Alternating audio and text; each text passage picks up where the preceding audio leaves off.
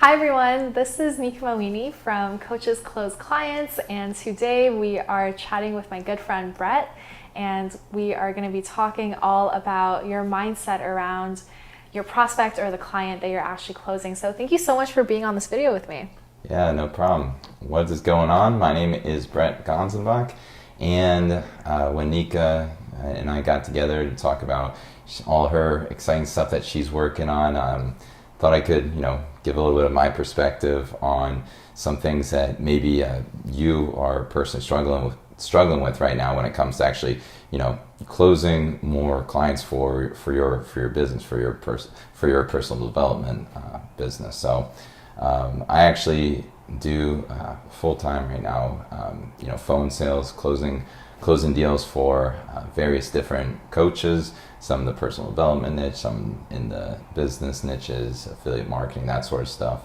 And so I love this sort of stuff because I look at it as more of a way to really, help people get over, all the limiting beliefs that we really have within us of taking action on doing something that we need to do, even though we know that we need to do it. It's like that thing in our head that just tells us like all the sort of limiting beliefs. So that's my favorite part of all this. Awesome. And Brett and I actually know each other from doing the training called the High Ticket Closer Certification Program. So that's what we both went through to really learn those skills. So yeah, tell us a bit more about what you were just talking about the mindset and how how your mindset of your client is really critical when you are doing sales. Mm-hmm. Yeah, so I've been taking a lot of these calls and talking to so many different types of people out there. If you're, for example, a personal development coach, you're gonna realize that there's just certain buckets of people that you're going to be getting on the phone. Maybe you've even talked to a lot of different people at this point to really recognize patterns that people have. Some people are going to just be gung-ho. They're going to be fully ready to get going, to get enrolled in your program, and they know that they need to take that sort of action. That's great. Like, those sort of people are amazing to have in your program, because when they're in your program, they're going to be the ones taking the most action. But then there's other people, which is, it's actually the majority, where we really do let that inner voice in our head control ourselves when we're making decisions. Because when we're making a big decision out there about the course of our future, instead of listening to our authentic self and what we really truly believe, what our intuition is telling us to do, we feel that, and then the logical brain kicks in and tells us every other reason why we shouldn't do this because of what everybody else would think, what society would think, what parents would think, what our friends would think, all this sort of stuff. Like, you love helping personal development coaches, and so there's a certain stigma to personal development. I told it was my birthday yesterday, and I was catching up with some of my old friends, and they're like, "Yeah, what are you doing in a couple weeks' time?" And I told them, like, "I'm going to see Tony Robbins," and it has a certain sort of stigma. And so, why did I feel the need to, be quiet about that versus, I'm going to Tony Robbins because I love Tony Robbins. I love personal development. So I think a lot of people get like that over the phone, absolutely, when they're making these sort of decisions for their future. And so one thing that I've really learned from all these calls that I've been taking is that it's really, at the end of the day, it's our responsibility. Like, as people, maybe you're closing sales for yourself, you're getting directly on the phone with clients, or maybe you have a team of people, a phone team that you're leading.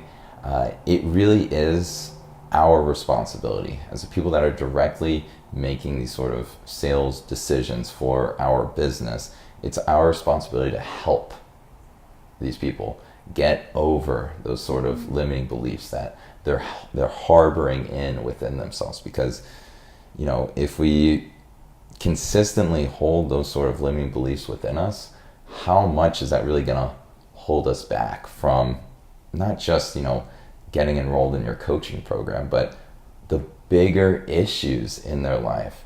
If they're struggling with the idea of like, oh, should I get into this person's coaching program, where else is that really truly going to massively hold them back in life?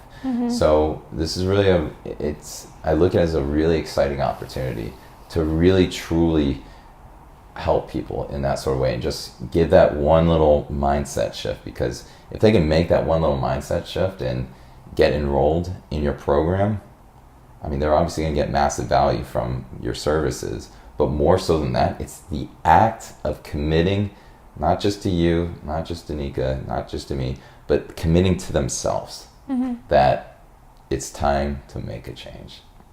Wow. And how do you get someone to do that? Especially if they're staying in that really fearful place and they're giving you all these objections, like, I need to think about it, like, it's too much money, I can't do this right now. How do you get someone to jump over that fear and step into that certainty that this is what they need to do?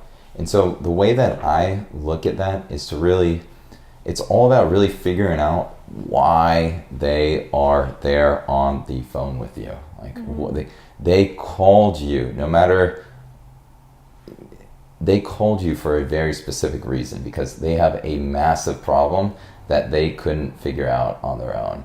And so they're on the phone with you for a very, very specific reason. We got to find out why exactly they decided to take the time out of their day to schedule this call with you. And as I said that right there, that's actually one of my very first questions that I ask every single person when I get on the phone with people is, you know, after the formalities of, hey, how you doing, and setting the agenda and all that sort of good stuff, I say, great, so here's how's everything going to be structured.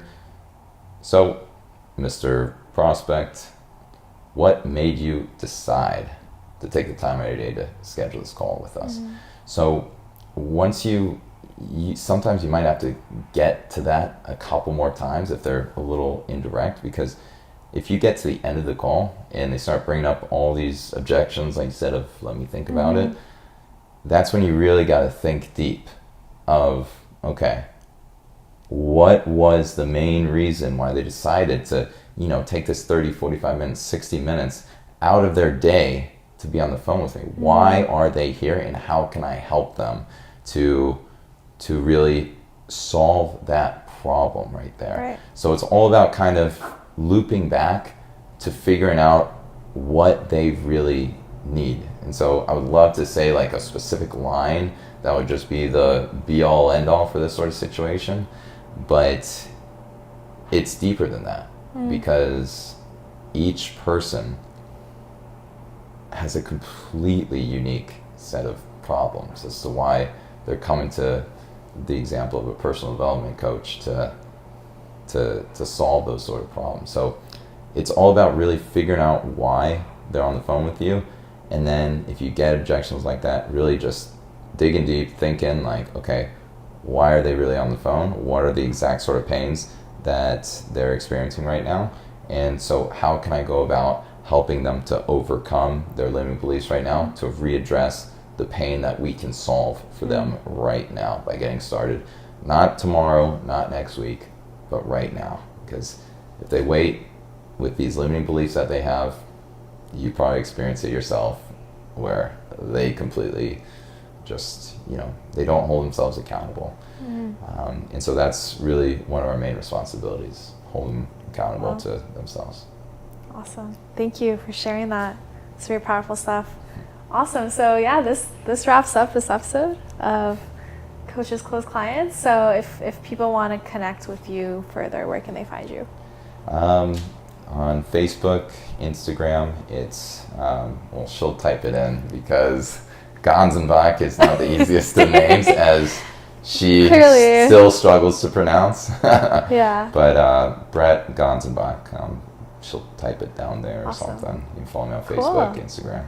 Yeah. Make sure to subscribe, and we'll see you next time. Thanks.